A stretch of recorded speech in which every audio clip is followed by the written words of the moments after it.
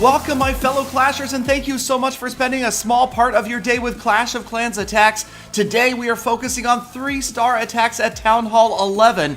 Now, the update only recently being released. A lot of players obviously still working on their upgrades, but right here, I found a player with a maxed out Grand Warden. Yes, Pad, a Titan 2 player. Now, obviously, some of his other defenses are still upgrading, but the Eagle Artillery and the Grand Warden are in full effect. And now right away, I think players are starting to see that this style-based design is absolutely the wrong base to have post Town Hall 11. People using GoWiWi so often, it has become a solid 3-star attack strategy against bases that have a lot of large enclosures like this. Another observation, the fact that kill squads not necessarily a big deal like we expected them to be perhaps before the update. A lot of the reason there, though, is because of the aura of the Grand Warden. That passive ability gives such a significant hit point buff to all of the units in the area that it really makes sense to keep your units tightly grouped together and get them moving in, especially there when you use the Eternal Tome. And I try to time that whenever the units are taking the most damage, and at that point we had Teslas, we had Infernos, we had the Archer Queen all firing on our units, so that additional 5 seconds of invincibility makes a big difference. And now the witches are just overrunning the core along with my Archer Queen, and that is the end of this Town Hall. That's the 2nd star already. The Eagle Artillery is doing its best, but we have so many units moving through this base, a big wave just washing through from right to left. I've got the Kings and Golems up at the top, I've got the Witches and the Archer Queen and the Grand Warden in the middle, and another Golem working on the Eagle Artillery. Again, it's within his dead zone, or its dead zone I should say, so the Eagle Artillery unable to fire on that Golem that's banging up against the walls, and the artillery goes down, 77% damage. That was the last shells that will fall on my units as they work their way through the back door, trying to get out desperately. That extended range from the Grand Warden and of course the Archer Queen working out as they fire over the walls. There they go, they have breached the level 11 wall. They are out, 86% damage, and it really looks like it is absolutely going to be a 3-star attack at this point. You can see the little baby cannon down there on the far left, can't do much. And it's funny, for a moment there I was a little bit worried. Everybody went up towards the top of the base, leaving the cannon behind all by its lonesome. And then the Archer Queen, she finishes off this other gold mine and goes down to get the cannon because she can get it without having to go through another wall. There goes the cannon, and she turns back around, heading back up towards the top, and now the wall is breached.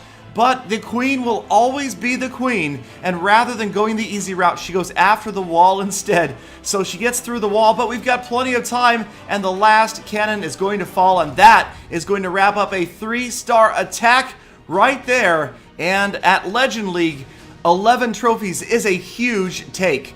Now we've got Glider, who has just recently joined Legend League as well, and he's found himself another Town Hall 11, again, with some of the defenses still upgrading. You can see the little Archer Tower, the little Wizard Tower, and even the Expo. Glider bringing 4 jump spells along with only 4 witches, so going very wizard heavy, but again, a wide open base design, and with the use of the Grand Warden's passive ability, helping those units survive longer. It's really overpowering even against these Town Hall 11 bases, but I do feel like once all of the new defenses, the Expo, the Archer Tower, the level 9 Wizard Towers, are fully upgraded, that they are going to combat these 3-star attacks. I still think the Witch attack is kind of overpowered right now. We'll see if 5 level 9 Wizard Towers will help slow it down, or there may be other balancing changes coming to the game shortly, you never know. But here it is, Glider working his way in. He's got the Town Hall just about down, and there it goes. So the Town Hall's down for the 1st star, and shortly this giant wave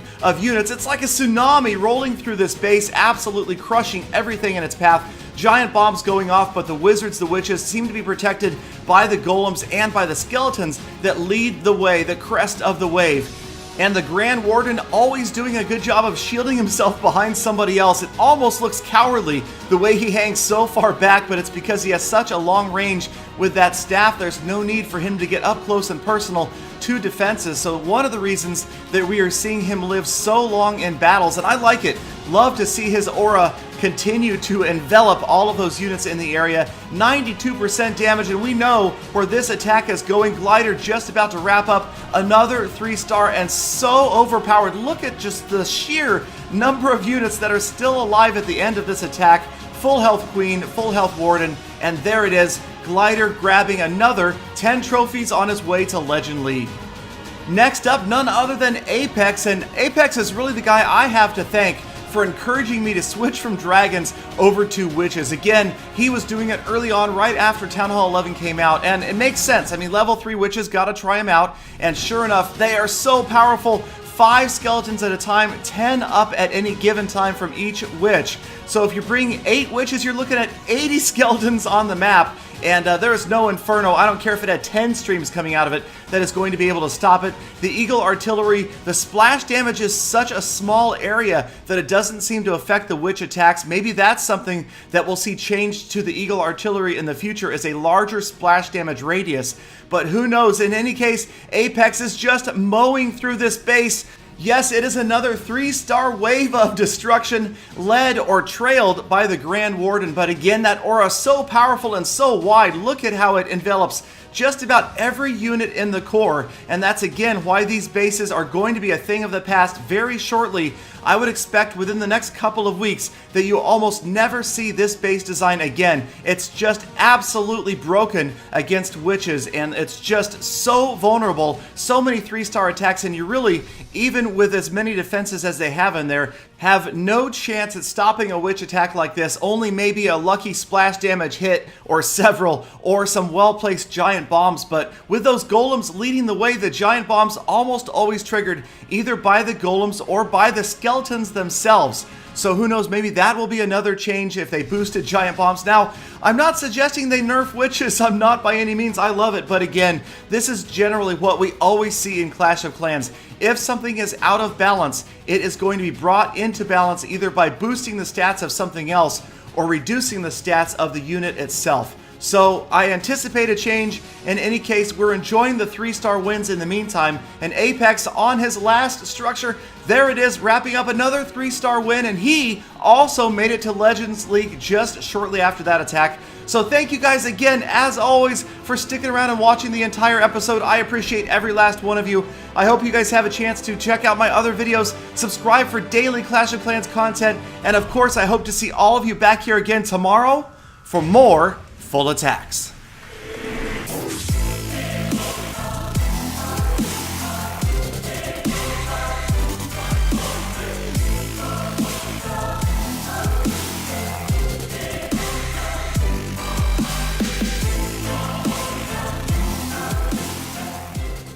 Galley Dog, jeez, how many legends do you have in Lost Phoenix?